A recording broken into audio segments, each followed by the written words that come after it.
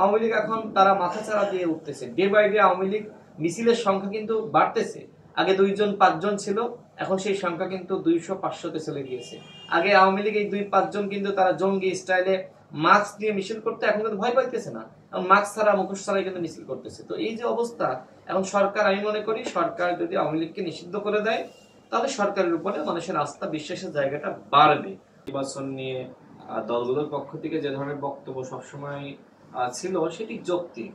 রাজনৈতিক দলগুলো সবসময় বলেছে যে সরকারের একটি রোডম্যাপ থাকা দরকার, একটি পরিকল্পনা থাকা দরকার। এটি তো আসলে অযৌক্তিক নয়। সরকারের পরিকল্পনা জানতে চাওয়া বা সরকার কবে ইলেকশন করতে চায় সেটি জানতে চাওয়া, এটি তো অন্যায় না। সরকার আসলে কেন এই অস্পষ্টতা রেখে দিচ্ছেন সেটি আসলে সরকারই ভালো বলতে পারবেন। বিএনপি দলগতভাবে তারা এইবার বৈঠক করেছে, এর আগেও করেছে, বিভিন্ন সময় কিন্তু এই একই দাবিতে সরকারের কাছে তারা গিয়েছে। কিন্তু সরকার আসলে ওইভাবে এখনো পর্যন্ত ক্লিয়ার করেনি যে সরকার কবে ইলেকশন করতে চায়।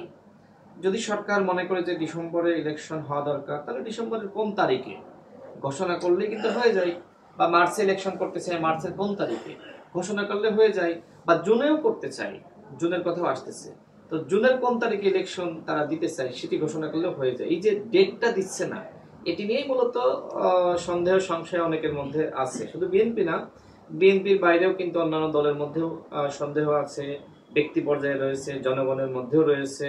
এখন জনগণ তো আসলে আপনার এক এক সময় এক এক ধরনের মন্তব্য আমরা জনগণের কাছ থেকে সবসময় পেয়েছি। দেখেন, হাসিনার আমলে আমরা দেখেছি যে আমাদের জনগণ ফেসবুকে এক ধরনের মন্তব্য করতো, কিন্তু রাজপথে আবার দেখা যায়নি।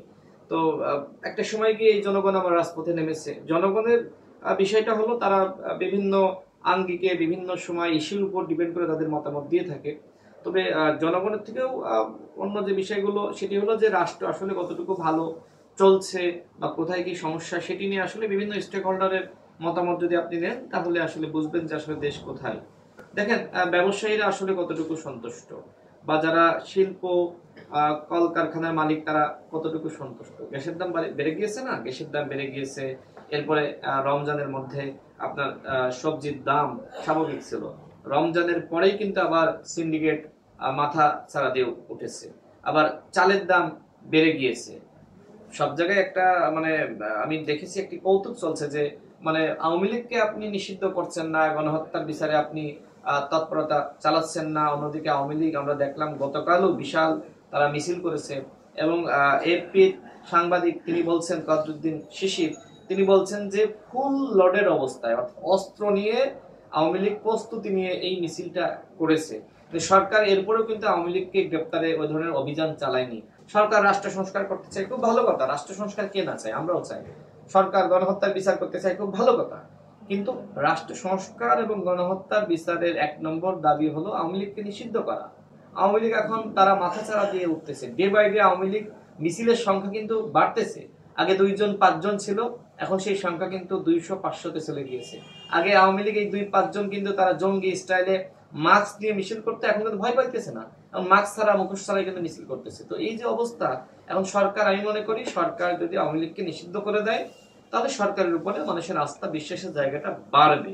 হয়তো জনগণ কিন্তু আরেকটা কাজ আমি লক্ষ্য করতেছি, আওয়ামী লীগকে নিষিদ্ধের ব্যাপারে জনগণ এই মুহূর্তে খুব বেশি আপনার ফোকাস দিচ্ছে না। জনগণকে মাথায় রাখতে হবে এই আওয়ামী লীগ কিন্তু একবার আপনার 71-এর পরে একবার গণহত্যা চালিয়েছে, 24-এ দ্বিতীয়বার গণহত্যা চালিয়েছে। এই আওয়ামী লীগকে আর তৃতীয়বার গণহত্যা চালানোর সুযোগ দেওয়া যাবে না। সেই জায়গায় আমি অন্তর্বর্তীকালীন সরকারকে বলবো যে কোনো কথা হবে না, আওয়ামী লীগকে অবশ্যই নিষিদ্ধ করতে হবে। সবার আগে জনগণ অনেকে চেয়েছে, এখন হয়তো জনগণ এই বিষয়টা নিয়ে আসলে জনগণ ওইভাবে ফোকাস দিচ্ছে না, হয়তো জনগণকে বিভ্রান্ত করা হচ্ছে, বা ওই দাবি থেকে জনগণকে সরিয়ে 5 বছরের দাবির দিকে নিয়ে যাওয়া হচ্ছে। আসলে 5 বছর কি এই ধরনের সরকার আদৌ থাকতে পারে? পৃথিবীর ইতিহাসে কোথাও থেকেছে? বাংলাদেশেও থেকেছে? থাকেনি। যেখানে ডক্টর মোহাম্মদ ইউনূস নিজেই বলছেন যে ডিসেম্বর অথবা জুনের ইলেকশন, সেখানে 5 বছরের গল্প বলে মূলত আওয়ামী লীগকে ফিরিয়ে আনার একটি চেষ্টা চালানো হচ্ছে।